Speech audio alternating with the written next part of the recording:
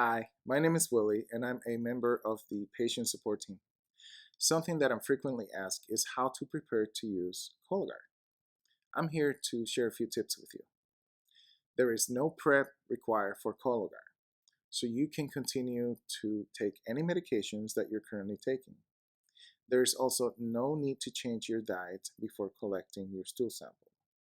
That means in the days before your kit arrives, you can eat, drink, work, and play as you normally would any other day. But before you get started, one tip that I want to share with you is to open your kit and put it in your bathroom so you'll remember to use it right away.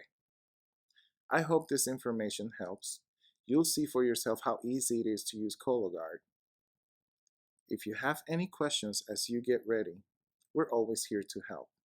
Thank you for your time.